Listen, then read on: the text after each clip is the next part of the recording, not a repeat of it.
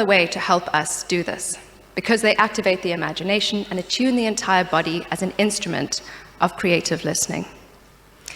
Their use can be traced back to humankind's origins, and archaeological evidence in South Africa shows that humans have evolved with ritual and ceremony for at least 100,000 years.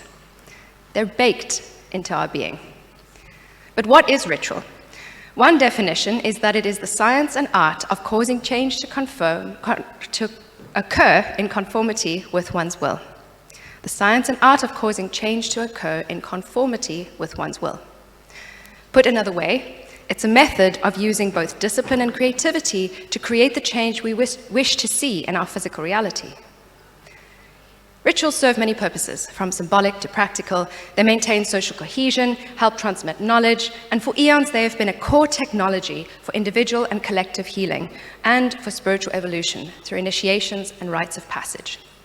For millennia, rituals and ceremonies have been used to create a container for clear conversations, not only with human ancestors, but with the more than human aspects of nature too, both seen and unseen. Like what we've seen in the opening ritual that Mpateleni led with Rutendo and Puvan. Rituals help to focus the mind and calibrate the whole human being for dialogue with other species and forces of nature. And according to farmers, food gardeners, and indigenous wisdom keepers on every continent, the design and timing of land management practices is best done in collaboration with the intelligence of the land.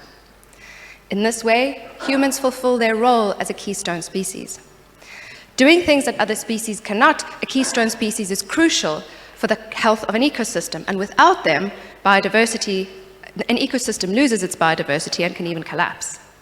And this might explain why the research done by Dr. Lila June Johnston documents how humans can be architects of abundance.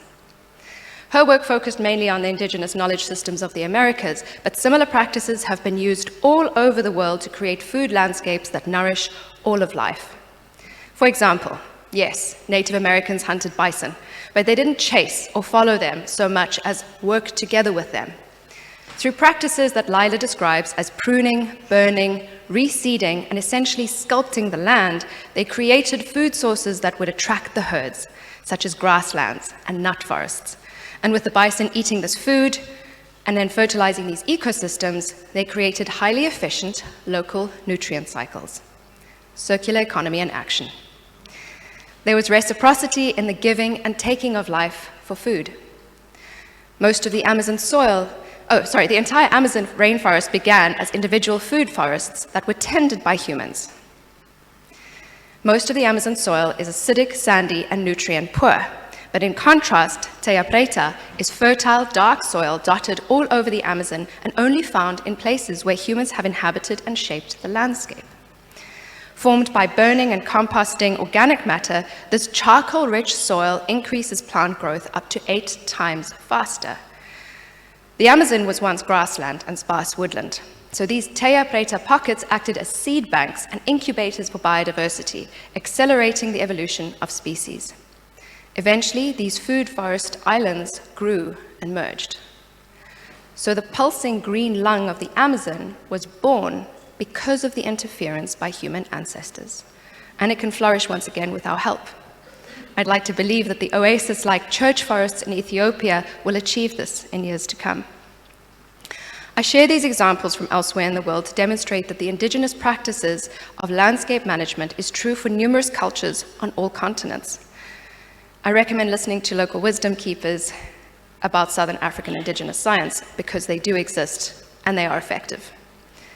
Similar to indigenous land management, biodynamic farming goes beyond organic methods. And biodynamic farmers perform certain rituals at different times of the year and apply preparations or remedies to the compost, fields, and borders of the farm. It is a modern-day version of co-creative stewardship, in which the farmers are encouraged to have direct conversation with the landscape. Biodynamic farming rituals nourish and support the unseen elements of the landscape because it is recognized that they are the ones who do the heavy lifting in growing food that is measurably higher in quality, nutrient density, and vitality. But in return, these unseen elements need us to do things that they can't do. As a nature communicator, part of my work with Ecofluency is consulting with the more than human nature on behalf of others. One of my clients is a biodynamic farmer in New Zealand who asked me to help find out why the quails, which are birds that are considered a pest in that area by some farmers, why they were eating her crops. The message I received from the quails was that there was enough food in the wider landscape, but what was lacking in it was vitality. So the fertility rates of all the bird species in the region was dropping. You can guess what comes next. The quails requested that the farmer do a fertility ritual, to enhance the vitality of the landscape. During the ritual, and for days afterwards, birds of all species flocked around her, as if in gratitude. After that, the quails stayed on her land, but left her crops alone. No way. Yes, ways. Local farmers have had similar success.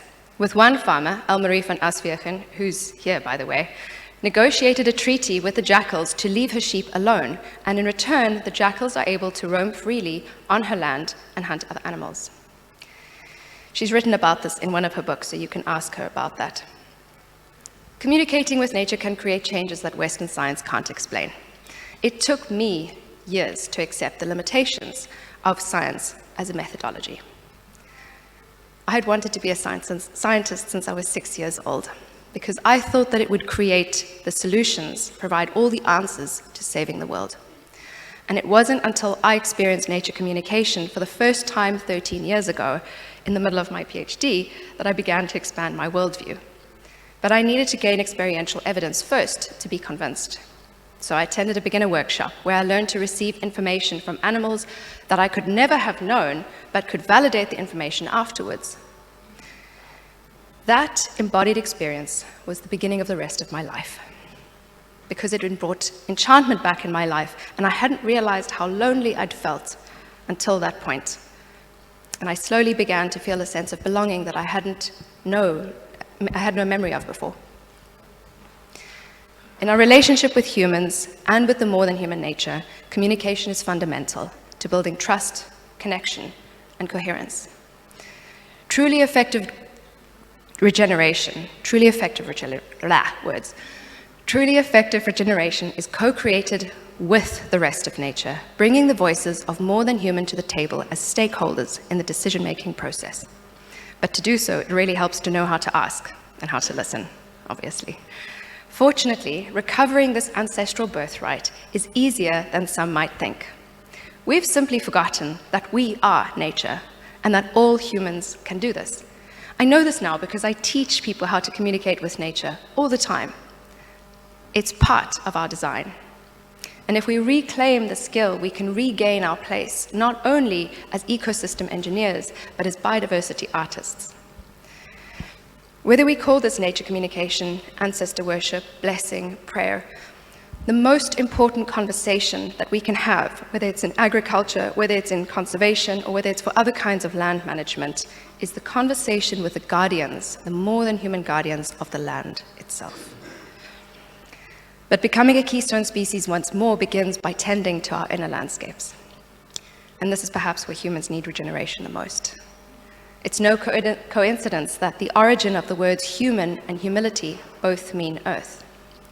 This inner gardening can be as simple and as easy as paying attention to your senses, to your breath, and widening your perspective to attune your body to receive a widened range of senses and awareness, giving yourself the permission to reclaim the skill. Ultimately, you were the ones standing in your own way with this, with our worldviews, because your exquisite body is already resonant with the power, intelligence, and wisdom of nature. Listening with it is a key to joining the conversation and co-designing our future with the rest of life on Earth. Because Earth doesn't need our absence to thrive. She needs our full human presence. Thank you.